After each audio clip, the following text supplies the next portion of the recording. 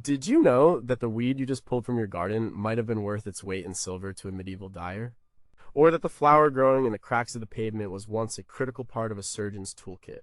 We live surrounded by plants we barely notice. We call them weeds, pests, or just background greenery. But for people living 1,000 years ago, this same greenery was their pharmacy, their hardware store, their textile mill, and their grocery. They didn't have plastic, synthetic dyes, or mass-produced medicine. They had what grew out of the ground. And they knew how to use it in ways that would shock us today. What if the key to understanding a huge part of their daily lives isn't in dusty books about kings and battles, but in the dandelion growing by your fence? What secrets did they know about the common nettle that we have completely forgotten?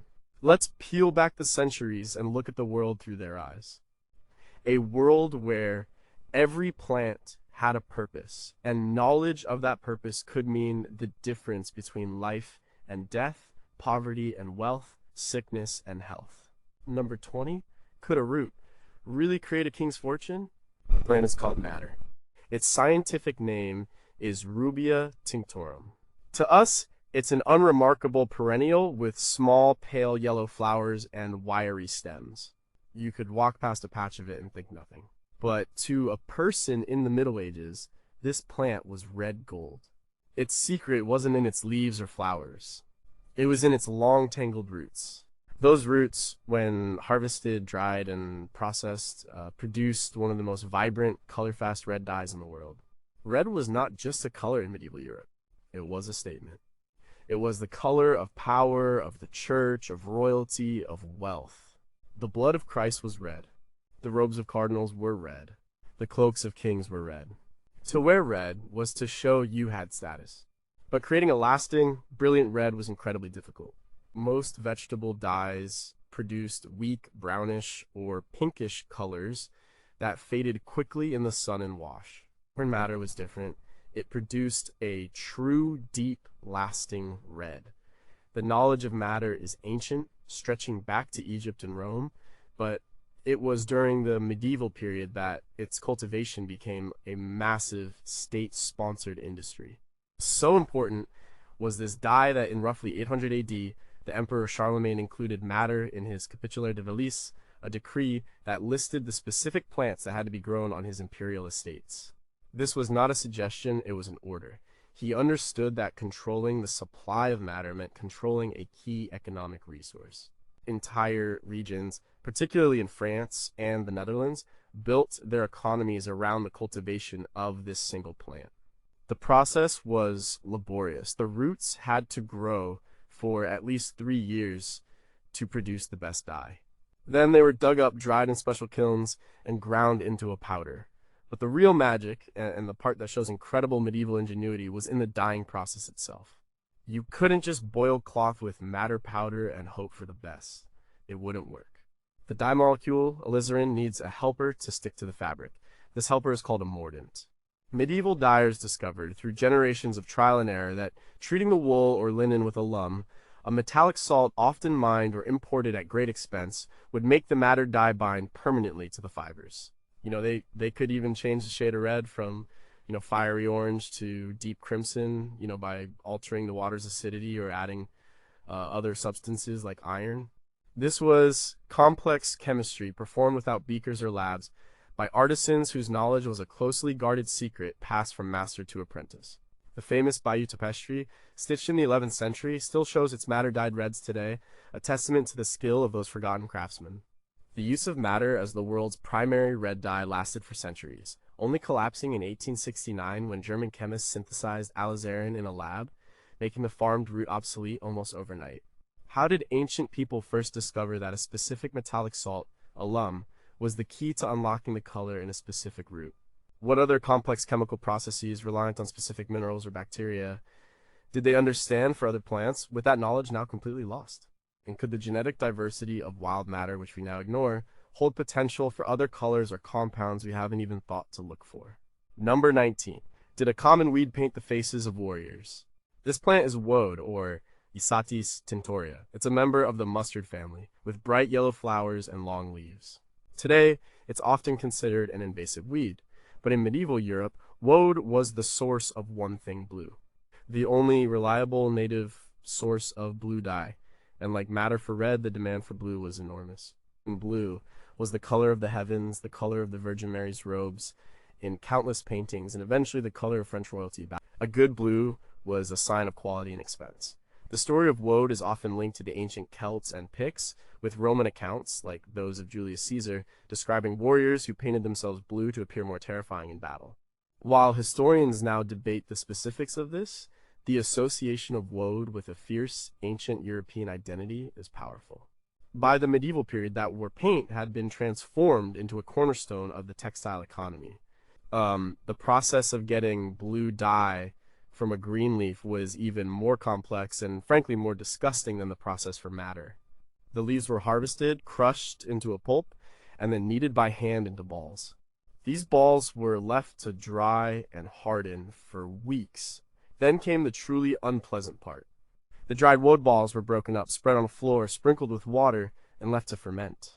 This was a process called couching. The fermentation, driven by bacteria, was hot and produced a powerful, suffocating stench of ammonia.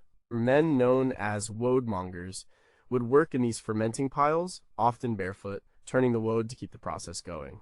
The smell was so notoriously awful that Queen Elizabeth I, centuries later, decreed that woad could not be processed within 5 miles of any of her royal residences. After this second fermentation, the woad was packed into barrels, a stable product that could be sold and shipped across the continent. Cities like Toulouse in France and Erfurt in Germany became fantastically wealthy on the woad trade.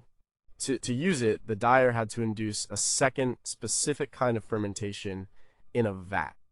They would mix the woad with a source of alkali, historically stale urine, or burnt wood, ash, potash, and other agents. This created a low oxygen chemical reaction that transformed the indican in the plant into the soluble, colorless indigo white. The wool or cloth was dipped into this foul-smelling, yellowish green liquid. It came out looking unremarkable, but then, as it was exposed to the oxygen in the air, the magic happened. The cloth would slowly, miraculously turn from yellow-green to a deep, beautiful blue. This was the only way to get blue into fabric. The industry was so vital that when ships began bringing a more potent blue dye, indigo, from India in the 16th and 17th centuries, woad-growing nations passed laws trying to ban the foreign competitor, even spreading propaganda that indigo was a corrosive and devilish dye. In the end, economics won, indigo was stronger, and eventually synthetic dyes killed the industry for good. What precise strains of bacteria were present in their fermentation piles, and did they contribute to the quality of the dye in a way we can no longer replicate? Did the constant exposure to high levels of ammonia and other chemicals during processing have long-term health effects on the woodworkers that were never recorded? And given the psychoactive properties of some related plants, is it possible the fumes from woad processing, or its use on skin, had effects beyond just color that ancient cultures understood and we have dismissed? Number 18 was your lawn once a pharmacy. Think of the common broadleaf plantain, Plantago major. It's that flat, low-growing plant with broad leaves and parallel veins that you find in every lawn, park, and crack in the sidewalk. It's so common, so resilient, we consider it a nuisance, but its medieval name gives a clue to its former status waybread in Old English. It was the bread, the sustenance that grew along the way, along every path and road, not just for eating, but for healing. Its primary medieval use was as one of the most powerful and accessible wound-healing herbs available. Everyone from soldiers on the battlefield to a child who scraped their knee in the village knew about plantain. The application was simple and direct. You would take a fresh leaf, chew it up into a little green pulp, and apply this poultice directly to a cut, scrape, insect bite, or sting. It was known to stop bleeding, soothe pain and itching, and perhaps most importantly, prevent infection. It was the original bandage and antiseptic, available for free everywhere you walked. This wasn't just folk wisdom, it was codified in the most important medical texts of the time. The Leech Book of Bald, a 10th century Anglo-Saxon medical manuscript, one of the oldest known medical texts from that period in England, is filled with remedies using waybread. It was the key ingredient in salves against all wounds. Its reputation was so great that it was included in the famous Nine Herbs Charm, an Old English poem designed to be chanted during the preparation of a healing salve. Plantain was listed alongside other potent herbs like mugwort and nettle, invoked to fight against poison and infection. Shakespeare, writing centuries later but drawing on this deep well of plant lore, references it in Romeo and Juliet when Romeo says, "Your plantain leaf is excellent for that," referring to a broken shin. By his time, it was already a common saying, a piece of knowledge everyone understood. Modern science is now catching up to what medieval people knew through observation. We now know that plantain leaves contain several active compounds. Aucubin, one of its main components, is a powerful antitoxin and has been shown in studies to have antimicrobial properties. Another compound, allantoin, promotes tissue regeneration and new skin cell growth. The leaves also contain salicylic acid, the active ingredient in aspirin, which would help with the pain, and mucilage, which creates a soothing, protective film over the wound. They literally had a perfectly designed, natural treatment for minor injuries growing at their feet. We've replaced it with plastic bandages and tubes of chemical creams. We traded a free, ubiquitous, and effective remedy for a manufactured one. How did they so accurately determine that chewing the leaf was the most effective way to apply it, a method that releases its active compounds? Were certain regional varieties of plantain, now lost to agricultural standardization, more potent than others? And what other common weeds possess similar wound-healing properties that were once common knowledge but have now been completely forgotten, leaving us to rediscover them in a lab? Number 17, could you wear a stinging nettle? The stinging nettle, Urtica dioica, is a plant we actively avoid. We teach our children to recognize its jagged leaves and stay away from the tiny, stinging hairs that deliver a painful cocktail of formic acid and histamine. Our relationship with it is one of avoidance and annoyance. For a medieval person, this relationship was far more complex. Yes, they knew it stung, but they also knew it was a source of food, a powerful medicine, and most surprisingly, a source of high-quality fiber for making cloth. Long before cotton was widely available in Europe, and in places where flax for making linen was difficult to grow, nettle was a primary source for textiles. The process was remarkably similar to that of producing linen from flax. In the late summer, the tall, mature nettle stalks were harvested. They were then retted, a process of soaking them in water for several days or weeks. This allowed bacteria to break down the woody parts of the stalk, loosening the long, strong bast fibers within. After retting, the stalks were scutched, beaten with a wooden tool to break away the outer bark, and then heckled, pulled through metal combs to separate and clean the fine, silky fibers. These long, silvery white fibers were then spun into thread using a drop spindle or later a spinning wheel. The resulting thread was surprisingly fine, yet stronger and more lustrous than linen. It was woven into cloth that was used for everything from sails and sacks to fine household linens and even clothing. The 13th century Italian poet, Albert of Brescia, wrote of how the best nettle cloth could rival linen in its quality. Archaeological finds have confirmed this widespread use. Fragments of nettle textiles have been discovered at medieval sites across Europe, from Scandinavia to the Alps. In a 2012 study of fabrics from burial sites in Woad, Denmark dating to the Viking Age, researchers found that while linen was present, so was a significant amount of high-quality nettle cloth, indicating it was a valued material. The famous fairy tale by Hans Christian Andersen, The Wild Swans, where the princess must weave coats of stinging nettles to save her brothers, is a distant folk memory of a time when making cloth from nettles was a known, albeit difficult, reality. So why did we forget how to do this? The process was incredibly labor-intensive, and as trade routes expanded, flax became easier to grow in more places, and eventually cotton became the dominant, cheaper fiber. The knowledge of how to process nettle, a skill once passed down through generations, simply faded away. And we chose convenience over a resilient local resource. Today, a few artisan producers are trying to revive the craft of making nettle cloth, but it remains a niche curiosity, not the vital industry it once was. Exactly what bacterial and fungal species were essential for the retting process, and did different water sources, ponds, rivers, dew create different qualities of fiber? Were there specific harvesting times or techniques for getting the longest and strongest fibers that are no longer remembered?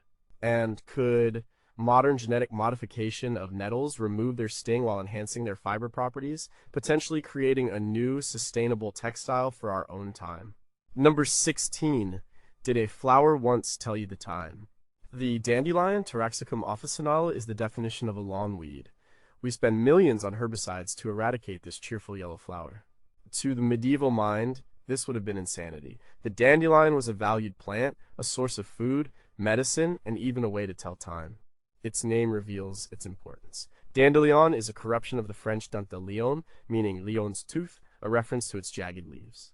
Its most important forgotten use was as a reliable and potent medicinal herb, specifically for the liver and kidneys. In a time before modern diagnostics, medieval physicians and herbalists paid close attention to the body's fluids. The color and quantity of urine was a primary diagnostic tool. A plant that could clearly and safely increase the flow of urine was seen as a powerful tool for purging the body of bad humors, the theoretical cause of most diseases according to the system of medicine inherited from the Greeks. Dandelion was the best at this. Its French folk name is pissenlit, which literally translates to piss in bed. It was a well-known powerful diuretic. This wasn't just folklore, it was prescribed medicine. The great 11th century Persian physician Avicenna, whose work, The Canon of Medicine, was a standard medical textbook in Europe for centuries, wrote extensively about the properties of taraxacum, recommending it for liver and spleen obstructions. Hildegard of Bingen, the influential 12th century German abbess and herbalist, also described its use as a tonic and cleanser. The entire plant was used, the roots were dried and used to make a decoction for liver ailments, the leaves were eaten as a spring green to cleanse the blood after a long winter of preserved foods, and the flowers were used to make wine.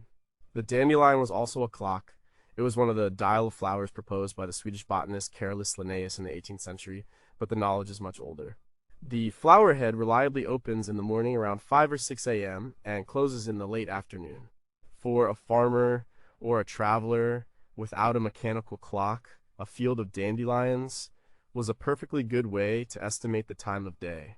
Its seed head, the familiar dandelion clock, was used by children for games of fortune-telling, another layer of its integration into daily life.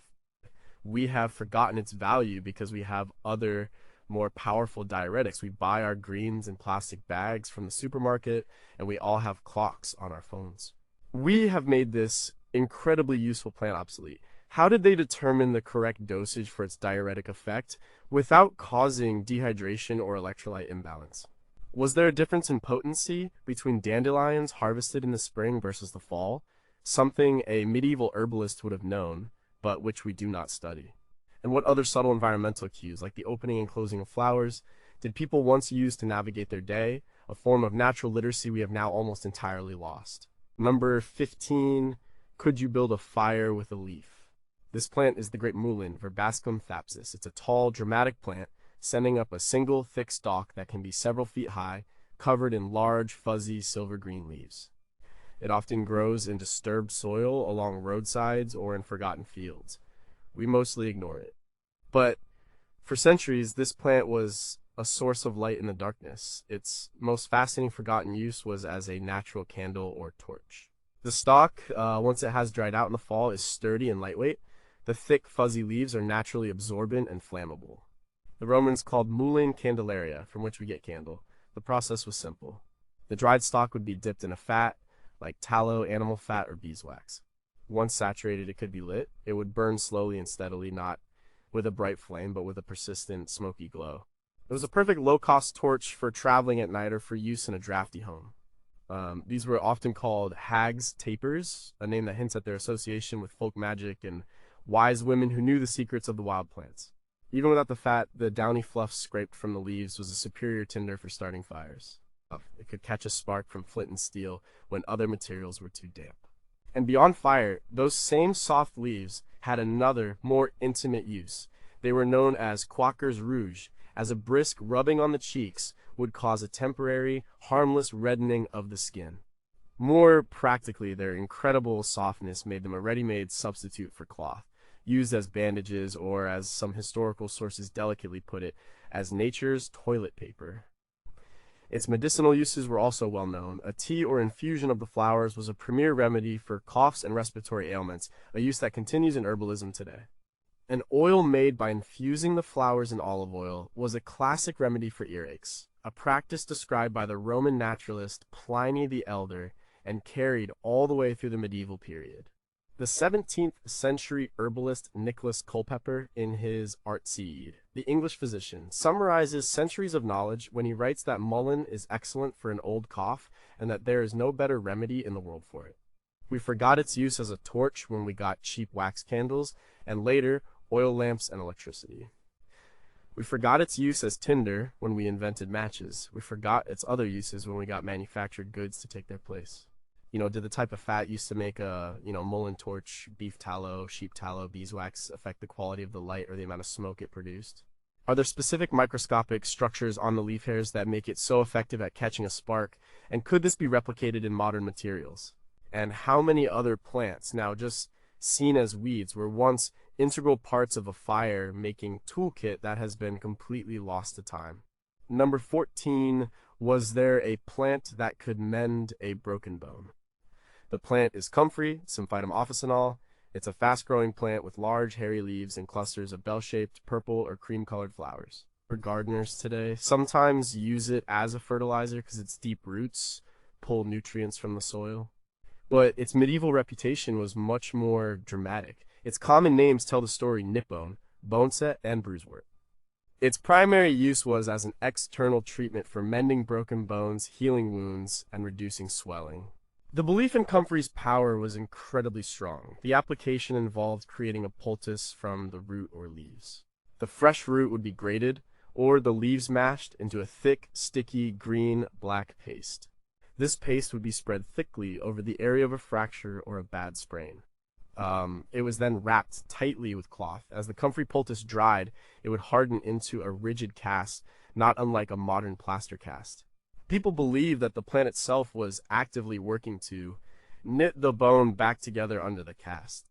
The 16th century herbalist John Gerard wrote, "The roots are of great force in wounds, and are especially good for ruptures and broken bones."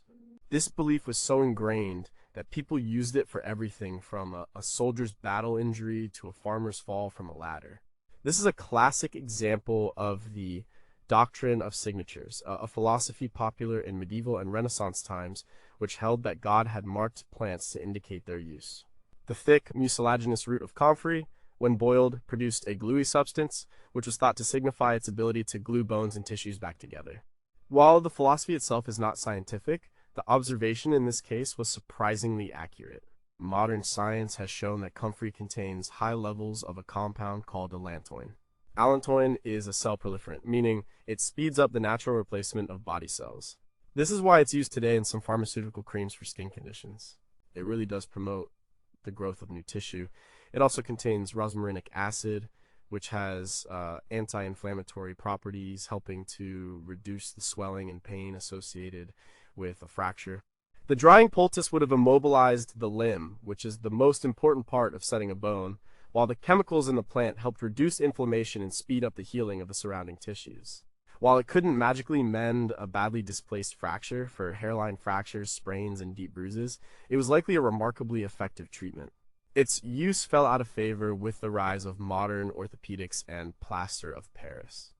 It is now rarely used externally and never taken internally due to concerns about liver toxicity from other compounds in the plant, a danger medieval people may not have fully understood. How did they learn to distinguish between the amount needed for healing and a potentially toxic dose? Did they have specific preparation methods like boiling or aging the root that reduced its toxicity for external use? And could the specific combination of compounds in comfrey, particularly allantoin and rosmarinic acid, be more effective together than they are when isolated in a modern lab, suggesting a synergistic effect we are missing? At number 13, could you scrub your pots with a weed? Imagine your kitchen without a scouring pad or steel wool. How would you clean a burnt, crusted pot after cooking over an open fire? For medieval people, the answer grew in damp, marshy places. The plant is horsetail, Equisetum arvens. It's a strange, ancient plant, a living fossil that doesn't have flowers or broad leaves, but rather jointed, hollow stems that look a bit like a tiny, primitive bamboo. It's a relic of the Carboniferous period, a time before dinosaurs. Today, we mostly see it as a persistent garden weed, almost impossible to get rid of. Its most common medieval use had nothing to do with medicine or food. It was a tool. It was the original scouring pad. The stems of horsetail are impregnated with a huge amount of silica, the same abrasive mineral that makes up sand and is used to make glass. If you run your fingers along a stem of horsetail, it feels rough and gritty. This natural abrasiveness made it the perfect tool for scrubbing metal, wood, and pewter. A bundle of dried horsetail stems was a standard item in any medieval kitchen. It was used to scour pots and pans, to polish armor, to clean pewter plates until they shone, and even by woodworkers and Fletcher's arrow makers for fine sanding and polishing of wood. It was so effective that it was often called scouring rush or pewterwort. The 16th century English botanist William Turner noted in his herbal that it was used by furbishers and pewterers and was marvelous good to scour with. This was a piece of technology harvested directly from nature. It was free, effective, and biodegradable. While its primary use was mechanical, it did have medicinal applications as well. Because of its high mineral content, herbalists used it as a diuretic and, more importantly, as a styptic to stop bleeding, both internally and externally. Its abrasive nature meant a poultice of horsetail could help clean a wound, while the plant's chemical properties helped the blood to clot. The Roman naturalist Pliny the Elder claimed it could stop a nosebleed just by being held in the hand. This knowledge carried through the medieval period, with horsetail being a common battlefield remedy for staunching wounds. We forgot its use as a scrubber when mass-produced abrasives like steel wool and sandpaper were invented. They were more convenient and standardized, and the humble horsetail was relegated to weed status. How did people first discover that this specific plant was so high in silica, a property not visible to the naked eye? Were certain species of equisetum better for coarse scouring, while others were better for fine polishing, a level of detail now lost? And what other plants have unique physical or structural properties beyond their chemical ones that would have made them useful as tools in ways we can no longer even imagine? Number 12. Did a soldier's life depend on a roadside flower? The plant is yarrow, Achillea millefolium. It's a common wildflower with feathery, fern-like leaves and flat-top clusters of small white or pinkish flowers. You can find it in meadows, lawns, and along roadsides all over the northern hemisphere. It's so common we don't even see it. But for a soldier in a medieval army, this plant could be the difference between bleeding to death on the battlefield and surviving to fight another day. Yarrow's most important and ancient use was as a styptic, a substance that stops bleeding. Its botanical name, Achillea, points directly to this. It is named for the mythical Greek hero Achilles, who was said to have been taught its use by the centaur Chiron, and who used it to treat the wounds of his soldiers during the Trojan War. Whether the myth is true or not, it shows that the plant's reputation as a wound healer is thousands of years old. This knowledge was vital in the brutal, close quarters combat of the medieval period. Swords, axes, and arrows created horrific wounds, and uncontrolled bleeding was a primary cause of death. Soldiers would carry dried, powdered yarrow with them into battle. When wounded, they or their comrades would stuff the powder or a poultice of fresh, chewed leaves directly into the wound. It was known to be remarkably effective at staunching the flow of blood, allowing for the wound to be bound. Its other common names reflect this use: herba militaris, the military herb, soldier's woundwort, and knight's milfoil. Finding yarrow growing on a battlefield was considered a sign of God's providence, a remedy placed right where it was needed most. Skeletons found in a 7th century graveyard at a site called Crowland Abbey in England have shown evidence of sword wounds that had healed. While it is impossible to be certain, the use of powerful styptic herbs like yarrow would have been critical for this kind of survival. But modern science has validated this ancient practice. Yarrow contains several compounds, including the alkaloid oculane, which has been shown to facilitate blood clotting. It also has anti-inflammatory and antiseptic properties thanks to compounds like azulene, which would have helped to prevent the infections that were often more deadly than the wound itself. It was a natural, all-in-one first aid treatment. The use of yarrow faded with the development of modern battlefield medicine, tourniquets, and antiseptic surgery. A simple plant, however effective, couldn't compete with the systematic medical care that developed from the 19th century onwards. How did ancient soldiers know to chew the leaves to create a poultice, a method that would have mixed the plant's compounds with the clotting factors in their own saliva? Was the yarrow that grew in certain regions with different soil compositions considered more potent than others? And what other battlefield remedies existed, perhaps less famous than yarrow, whose knowledge died out completely with the last generation of soldiers who used them? Number 11. Could a burdock burr change the world? Burdock, or Arctium lapa, is a large, coarse biennial plant with huge, heart-shaped leaves and prickly purple flower heads that after blooming turn into the familiar burrs that stick to your clothes and your dog's fur. We see it as like a nuisance, a tall, scraggly weed. A medieval person, saw it as a powerful medicine, a food source, and unknowingly a model for future technology. Its most significant medieval use was as a blood purifier and a remedy for skin diseases. In the system of humoral medicine, diseases like eczema, psoriasis, boils, and acne were often attributed to an excess of bad humors in the blood. The goal of the physician was to cleanse the blood. Burdock root was considered one of the best plants for this job. The decoction of the dried root was taken as a bitter tonic, believed to stimulate the liver and kidneys to filter impurities from the body. The 12th century Welsh medical text, the Physicians of Meadfi, contains numerous recipes using burdock for cleansing the blood and treating skin conditions. It was a long-term treatment, not a quick fix, but its reputation for clearing up persistent skin problems was legendary. The roots, when harvested in the first year before the flower stalk grew, were also a valuable food source. Peeled and boiled, they were eaten as a vegetable similar to parsnips. This practice is still common in Japan, where it is called gobo. For medieval peasants, this was another free, nutritious food that could be foraged from the wild. The forgotten potential, however, lay in the burrs themselves. While medieval people were undoubtedly annoyed by them, they didn't have the tools to see what made them stick so well. That discovery came in 1941, when the Swiss engineer Georges de Mestral came home from a walk and noticed burdock burrs stuck to his dog's fur and his own pants.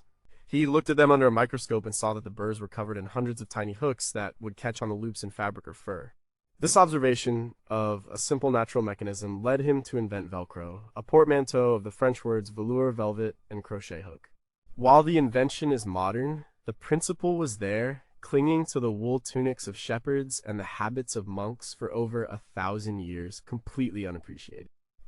It's a perfect example of a forgotten use that was waiting for the right perspective to be seen. How many other natural mechanisms, perfected by millions of years of evolution, did medieval people interact with daily but never have the means to understand or replicate? Did they have non-medicinal uses for the stickiness of burrs, perhaps in trapping small animals or in children's games that have left no historical record?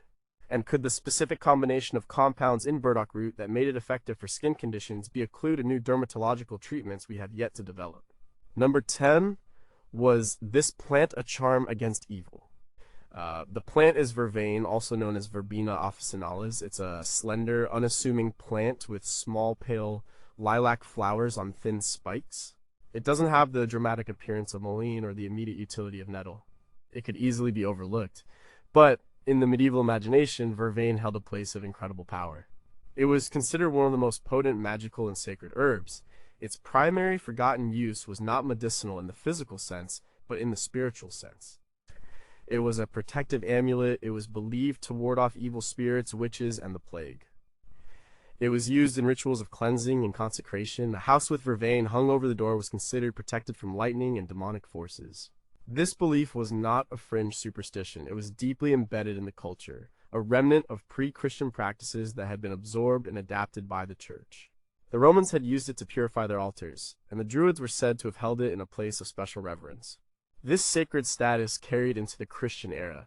Legend held that vervain was found on the Mount of Calvary and was used to staunch the wounds of Christ on the cross, giving it the name herb of the cross.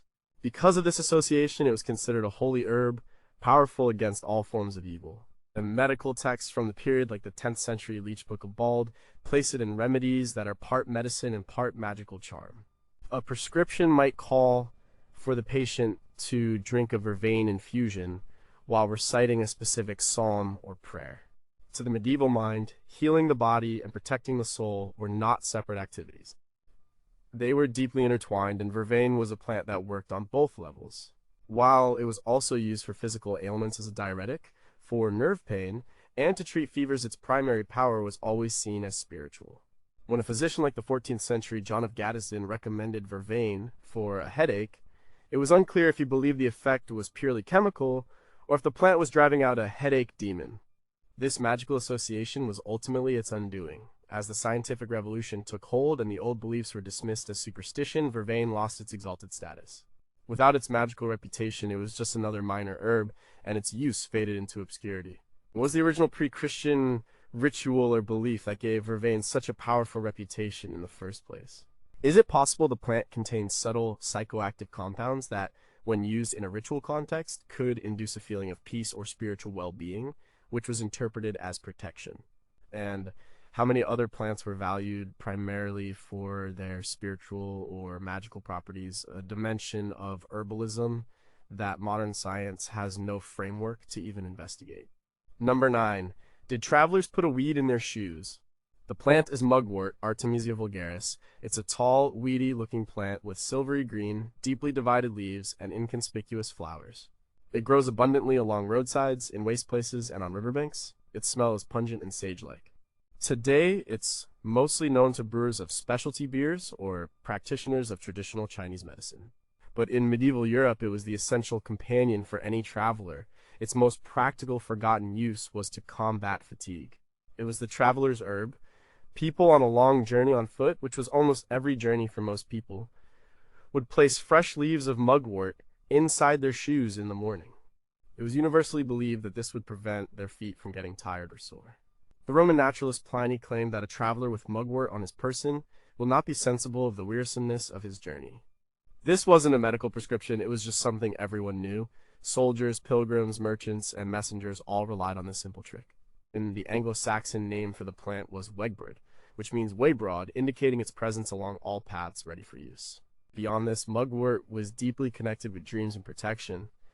It was considered a wonyerogen, a substance that induces or enhances dreams. People would stuff pillows with mugwort to promote vivid or prophetic dreams. This association with the subconscious world also linked it to protection from evil during the vulnerable state of sleep. A sprig of mugwort hung over a bed was thought to keep nightmares or demonic visitors at bay. It also had a crucial role in brewing before the widespread adoption of hops. From the early Middle Ages until about the 15th century, the primary bittering and preserving agent used in beer was not hops, but a mixture of herbs called grüt. Mugwort was often the primary ingredient in grüt, along with other herbs like yarrow and sweet gale. It imparted a strange sage-like bitterness, and was believed to have a more psychoactive effect than modern hopped beer. And the control of grüt was a major source of income for local lords and the church, who held monopolies on its production. The shift to hops was not just a change in taste, but a major economic and political event that helped break these local monopolies.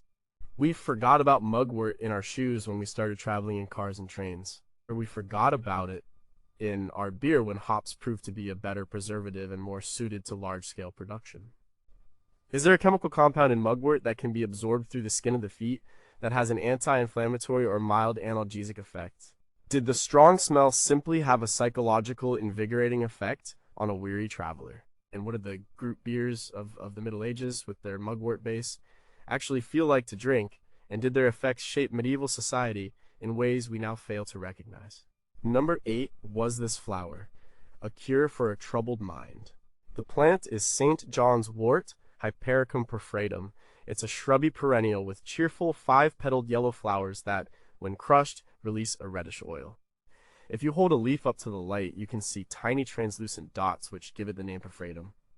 We know this plant today as a popular herbal supplement for mild depression. This use is not a modern invention, it is a direct continuation of a belief that is over 1,000 years old. In the medieval period, St. John's wort was not seen as a treatment for depression, a concept that didn't exist in the same way. Instead, it was a herb used to treat melancholy, a condition attributed to an excess of black bile, one of the 4 humors. Melancholy was a state of deep sadness, lethargy, and despair, but it was also seen as something more sinister. This state of mind was believed to make a person vulnerable to demons and evil spirits. St. John's wort was the primary remedy because it was thought to literally drive out the darkness. Its common name links it to St. John the Baptist, as it blooms around the summer solstice, near St. John's Day, June 24th. The reddish oil that bleeds from the flowers was seen as a symbol of the saint's blood. Its primary use was as a spiritual and physical protector against the forces of darkness. It was gathered on St. John's Eve, a time of powerful pagan and Christian ritual, and hung in houses and barns to ward off evil spirits, witches, and the evil eye for the coming year. It was burned in solstice bonfires to purify the air and protect the community. For an individual suffering from melancholy, it was taken as a tea or tincture. The great 16th century physician Paracelsus wrote that its virtue is to drive forth specters and illusions from the brain. He saw no distinction between a chemical imbalance and a spiritual affliction. The plant healed both. Modern science has focused on compounds like hypericin and hyperforin in the plant, which are believed to affect neurotransmitters like serotonin in the brain, similar to modern antidepressant drugs. Clinical trials have shown it can be effective for mild to moderate depression. What we have forgotten is the context. For medieval people, the plant was not just a collection of chemicals. Its power came from its color, the time it was harvested, its sacred associations, and its ability to let in the light, both literally and spiritually. Its effectiveness was inseparable from the belief system in which it was used. How much of its historical effectiveness was due to a placebo effect, powered by the immense spiritual significance attributed to the plant? Did the specific ritual of harvesting it on the solstice, a time of maximum daylight, psychologically prime people to believe in its light-bringing properties? And in our modern sterile extraction of its active compounds, are we losing other more subtle components of the plant that may have contributed to its healing power in ways we don't yet understand? Number 7 was an entire medicine cabinet hidden in one tree. The tree is the elder, Sambucus nigra. It's a common, fast-growing, small tree or large shrub found in hedgerows and woodlands. It has distinctive creamy white flat-topped flower clusters in early summer, which turn into drooping bunches of dark purple-black berries in the fall. We might know it today as the source of elderflower cordial or elderberry syrup for colds. But for a medieval person, the elder tree was not just a source of one or two remedies, it was a complete pharmacy. Nearly every part of the elder tree was used for something. It was so versatile that it was often called the medicine chest of the country people. The flowers were the most common remedy. They were made into a tea that was a primary treatment for fevers, colds, and flu. It was a powerful diaphoretic, meaning it induces sweating, which was believed to help break a fever. An ointment made from the flowers was used for sunburns and skin irritations. The berries, rich in vitamins, were made into a syrup or wine called a rab that was taken all winter to ward off coughs and respiratory illnesses. A 2004 study by Israeli virologist Dr. Madeline Munkuoglu found that a standardized elderberry extract could inhibit the replication of flu viruses, suggesting this ancient use has a real scientific basis. But the uses went further. The leaves, which have a narcotic smell, were used to make a green ointment for treating bruises, sprains, and chilblains. They were also used as an insect repellent, hung in doorways, or rubbed on the skin. The bark, especially the inner bark, was a powerful purgative and diuretic, used for constipation and edema, though it had to be used with great care as it could be toxic. Even the pith of the young branches had a use, pushed out to create hollow tubes for everything from children's pop guns to spigots for barrels. This utility was intertwined with a deep and powerful folklore. The elder was believed to be protected by a spirit, the elder mother or Hildmore. To cut down an elder tree without asking her permission was to invite terrible luck. This superstition may have served a practical purpose, preventing the overharvesting of such a vital resource. Because of its connection to life and death, it was often planted near homes for protection, but also in graveyards. This complete integration of practical use and spiritual belief meant the elder was not just a plant, it was a presence, a powerful ally in the daily struggle for health and survival. What other parts of the tree, like the roots or the pollen, had uses that have been so completely forgotten that they don't even survive in folklore? Did the specific time of harvesting a flower picked in the morning versus the evening, a berry picked before or after the first frost, change its medicinal properties in ways a medieval herbalist would know instinctively? And how did the powerful belief in the elder mother spirit influence the way people used the plant, perhaps leading to more sustainable and respectful harvesting practices than we employ today? Number 6, could a hedge keep your heart healthy? The tree is the hawthorn, Crategus monogyna. It's one of the most common trees in the European landscape, a small, thorny tree that makes up the backbone of ancient hedgerows. It's famous for its profusion of white or pinkish blossoms in May, giving it the name May tree, and its bright red berries, called haws, in the autumn. For centuries, its primary use was physical and symbolic. It was a boundary marker. Its thorns made an impenetrable barrier for livestock, and its presence defined the edges of fields and kingdoms. But alongside this practical use was a more subtle medicinal one.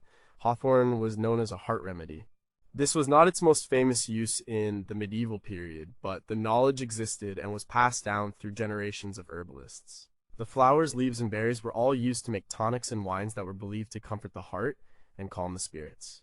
While humoral theory didn't have a clear concept of blood pressure or heart failure, physicians recognized conditions of a weak heart, shortness of breath, and what we might now call anxiety or panic attacks. Hawthorn was the gentle, long-term remedy for these conditions. Its reputation as a heart medicine grew stronger after the medieval period, but its roots are there.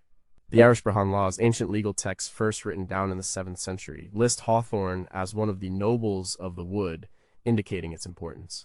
Its association with the heart may also have been symbolic. As a tree of boundaries and protection, it was seen as protecting the heart, the center of life and emotion. It was also deeply connected to May Day celebrations, a time of fertility and celebration of life, further linking it to the vitality of the heart. Modern pharmacology has extensively studied hawthorn and confirmed its ancient reputation. It contains a complex mixture of flavonoids and proanthocyanidins that have been shown in numerous clinical trials to have a powerful effect on the cardiovascular system. They can improve coronary artery blood flow, strengthen the contractions of the heart muscle, and act as a mild ACE inhibitor, helping to lower blood pressure. Today, standardized hawthorn extract is a prescription drug for heart conditions in countries like Germany and Switzerland. We have rediscovered its power in the lab, but we have forgotten its holistic context, its role not just as a medicine, but as a protector, a boundary, and a sacred center of spring rituals. How did medieval herbalists, without any way to measure blood pressure or listen to a heartbeat, first make the connection between this thorny tree and the health of the heart? Was its effectiveness for calming the spirits a result of its physiological effects on the cardiovascular system, or does it contain other, milder sedative compounds? And could the traditional use of the whole plant leaves, flowers, and berries together be more effective than the modern approach of isolating specific chemical compounds? Number 5. Did people use a flower to keep flies off their meat? The plant is tansy, Tenacetium vulgare. It's a perennial herb with distinctive button-like yellow flower heads and dark ferny leaves. It has a strong, pungent, camphor-like smell. You might find it growing on roadsides or in old cottage gardens. For us, it's an ornamental curiosity. For a medieval household, it was an essential tool for preservation and pest control. In a world without refrigeration, keeping food, especially meat, from spoiling and becoming infested with flies and maggots was a constant struggle. Tansy was one of the best solutions they had. Its most important use was as an insect repellent and a preservative. The strong scent that we find aromatic was repellent to most insects. Freshly cut tansy would be hung in bundles from the rafters of the kitchen or larder to keep flies away. Meat would be packed in dried, powdered tansy or wrapped in fresh leaves to deter flies from laying their eggs on it. This was so common that tansy was often called herba immortalitatis, the herb of immortality, not because it made people immortal, but because it preserved bodies both human and animal from decay and corruption. It was frequently used in winding sheets for burials for this very reason. Tansy also had a place on the dinner table, though a controversial one. In the spring, special tansy cakes or puddings were eaten, especially around Easter. These were made with the young leaves of the plant and were thought to help cleanse the body of the bad humors accumulated during a winter of eating salted and preserved foods. The flavor was intensely bitter and aromatic, a taste that is completely foreign to our modern palates. However, tansy had a much darker and more dangerous use. It contains a toxic compound called fujoni. In concentrated doses, tansy oil is a powerful convulsant and poison. This property was well known, and for centuries it was used as an abortifacient. Women would drink a tea made from tansy to induce a miscarriage. This was a desperate, dangerous, and often deadly practice. An overdose could easily kill the woman as well. This knowledge was part of a hidden world of women's herbal lore, rarely written down but passed on from mother to daughter. This dangerous aspect of the plant, combined with the availability of modern refrigeration and insecticides, caused its use to plummet. We no longer need it and we fear its toxicity. How did women determine a dose that might be effective as an abortifacient without being lethal? A terrifyingly fine line to walk.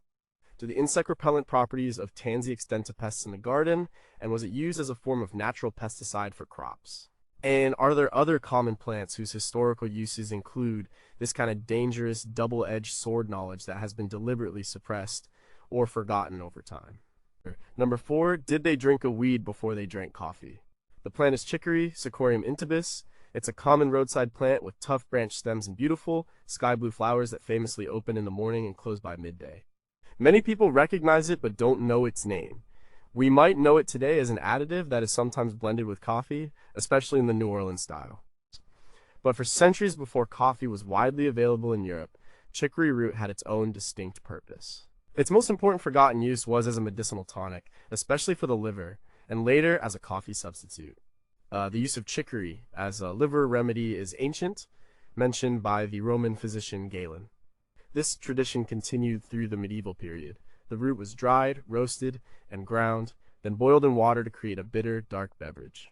This was drunk as a cleansing tonic, believed to purify the blood and treat liver obstructions, a common diagnosis in humoral medicine for a range of digestive ailments. Charlemagne, in his 8th century Capitulaire de Velice, listed chicory as one of the herbs to be cultivated on his estates, a sign of its established value. The transition to a coffee substitute happened much later, primarily in the 17th and 18th centuries when coffee was an expensive imported luxury. People discovered that the roasted chicory root produced a drink that was dark, bitter, and full-bodied, much like coffee, but without the caffeine and available for the cost of digging it up from the roadside. It became known as poor man's coffee.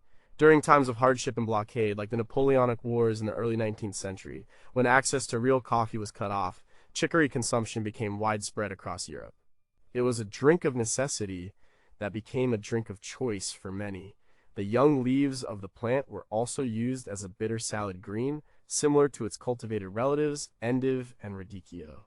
This was another spring tonic food, valued for its ability to awaken the digestive system after winter. We forgot its primary use as a liver medicine with the advent of modern pharmacology.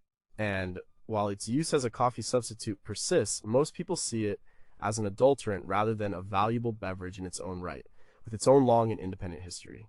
How did people first discover that roasting the root transformed its flavor into something palatable and coffee-like? Did the time of year the root was harvested affect its bitterness and medicinal properties, a detail a medieval herbalist would have known? And what other common roots could be roasted and prepared in a similar way to create beverages with unique flavors and effects? A whole world of herbal coffees we have never explored. Number 3, could a pillow of flowers help you sleep? The plant is hops, Humulus lupulus. We know this vining plant for one thing and one thing only: beer. The female flower cones, or hops, are the essential ingredient that gives modern beer its characteristic bitterness and aroma, and also acts as a preservative. But the widespread use of hops in beer is a relatively late medieval development, only becoming common in much of Europe after the 15th century. Before that, hops had another, much quieter use. Its most surprising forgotten use was as a sedative and sleep aid. The fresh or dried flower cones of the hop plant have a noticeable sedative effect.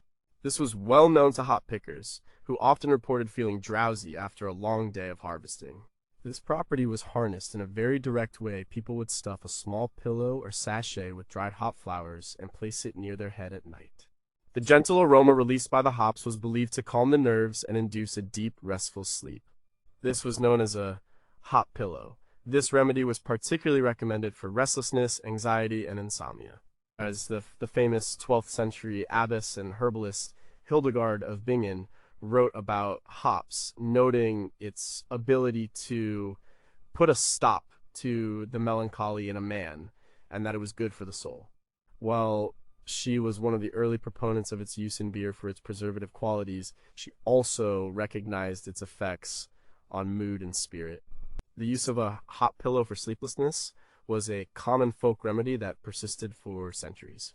It's said that King George III of England used a hop pillow to help him sleep during his periods of illness and mental distress. Modern science has identified a number of compounds in hops that have sedative effects, including a volatile oil called methylbutanol. Research has shown that this compound can have a mild calming effect on the central nervous system. The hop pillow was a simple, non-invasive form of aromatherapy, delivering these compounds gently throughout the night. We have completely forgotten this use because we now have powerful synthetic sleeping pills. A gentle herbal pillow seems quaint and ineffective in comparison, and our singular focus on hops for beer has overshadowed all of its other historical applications. Did the effectiveness of a hop pillow depend on the specific variety of hop used, something modern brewers know a lot about, but which has never been studied for sedative properties. Could other aromatic flowers or herbs, once used in a similar way for sleep or mood, have real, measurable effects that we have dismissed as folklore?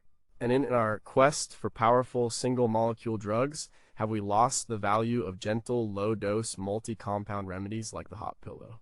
Number 2, did witches really use this plant to fly? This plant is henbane Hyoscyamus niger. It is a coarse, hairy, sticky plant with foul-smelling leaves and eerie, bell-shaped, yellow-purple flowers with a dark, veiny throat.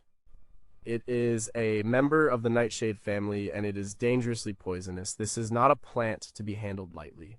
Its modern use is virtually non-existent outside of specialized pharmacology. But in the medieval world, it was a plant of immense and terrifying power. Its most notorious forgotten use was as a powerful anesthetic and a key ingredient in so-called witches' flying ointments. Henbane is rich in the tropane alkaloids scopolamine and hyoscyamine. These substances are potent anticholinergic. In controlled doses, they can induce a state of twilight sleep, a semi-conscious state with powerful pain-killing and amnesiac properties. Medieval surgeons working without modern anesthetics used sponges soaked in a mixture of henbane, opium poppy, and mandrake called a soporific sponge. This sponge would be held over the patient's nose and mouth. The inhaled fumes would render them unconscious or semi-conscious enough to endure the horror of surgery. Theodoric of Lucca, a 13th century Italian surgeon, described this exact recipe in his work on surgery. It was a crude and dangerous form of anesthesia, where the line between sedation and a fatal overdose was razor thin, but it was better than nothing. The same psychoactive properties led to its darkest reputation. Henbane was consistently cited as a primary ingredient in the ointments and brews used by accused witches. These ointments were said to be rubbed on the skin or on a staff. The active alkaloids can be absorbed through the skin. A sufficient dose would induce powerful hallucinations, a feeling of dissociation from one's body, and the sensation of flying or soaring. Flying ointment likely did not make anyone physically fly. Instead, it sent them on a powerful, terrifying internal trip. The accounts of witches' sabbaths, of flying through the night and meeting with the devil, may well have been detailed descriptions of a henbane-induced hallucination. This is the theory proposed by ethnobotanists like Richard Evans Schultes. The extreme danger of the plant, combined with its association with witchcraft and dark magic, made it taboo. As more reliable anesthetics like ether and chloroform were discovered in the 19th century, the surgical use of henbane was abandoned. Its reputation was so toxic that all knowledge of its use, both medical and illicit, was driven deep underground, almost completely forgotten by the general public. How did medieval surgeons calculate a non-lethal dose for their soporific sponges, a calculation that would challenge a modern anesthesiologist? Was the flying sensation a consistent and predictable effect of the plant, or did it vary wildly from person to person? And what other powerful psychoactive plants were part of this hidden underground world of folk magic and medicine, their secrets now lost forever due to persecution and fear? Number 1, did women use a deadly poison as a beauty product? The plant is belladonna, Atropa belladonna, also known as deadly nightshade. It's a bushy plant with dull green leaves and solitary bell-shaped purplish-brown flowers. The most notable feature is its shiny, black berries, which look deceptively like sweet cherries. Every single part of this plant is intensely poisonous. It contains the same class of tropane alkaloids as henbane, but in even more potent concentrations, particularly atropine. A handful of berries can be fatal to an adult, and yet this deadly plant was deliberately used for one of the most frivolous of purposes, cosmetics. Its most shocking, forgotten use is right in its name. Belladonna is Italian for beautiful lady. For centuries, particularly during the Italian Renaissance, which grew out of the late medieval period, women would carefully prepare an extract from the belladonna plant. They would then use an eyedropper to place a single tiny drop of this potent liquid into each of their eyes. The atropine in the extract would block the receptors in the muscles of the iris that cause the pupil to constrict. As a result, their pupils would become huge, dark, and mesmerizing. This wide-eyed, doe-like look was considered the height of beauty and allure. It was a signal of excitement and arousal, and these women were chemically inducing it. It was an incredibly dangerous practice. An overdose of even one drop could cause blurred vision, confusion, heart palpitations, and even death. They were literally risking their lives for a beauty trend. Like henbane, belladonna also had a place in the darker side of medicine and intrigue. Its pain-killing and sedative properties meant it was another component of surgical anesthetics and soporific sponges. But its potency as a poison made it a favorite tool for assassins. A few drops of belladonna extract in a glass of wine, or a few berries mixed with other food, could kill a political rival with symptoms that could be mistaken for a sudden, violent illness. The Roman Empress Livia was rumored to have used it to poison her husband, the Emperor Augustus. This reputation as a subtle, untraceable poison made it a plant of fear and suspicion. The use of belladonna as a cosmetic faded as beauty standards changed, and the dangers became more widely understood. Its use in medicine has been refined. Atropine, the chemical extracted from it, is still a vital drug used by ophthalmologists to dilate pupils for eye exams and in emergency medicine to treat certain types of slow heart rate and as an antidote to nerve agent poisoning. We have tamed the poison and put it in a sterile vial. We have forgotten the time when people willingly, even eagerly, dropped that same poison into their eyes in the name of beauty. How did women learn to prepare an extract that was just weak enough not to cause immediate blindness or death? What was the long-term effect on the eyesight of women who used this cosmetic regularly? And in our own modern pursuit of beauty, with chemical peels, injections, and cosmetic surgery, are we really so different from the beautiful ladies of the past, risking our health for an aesthetic ideal?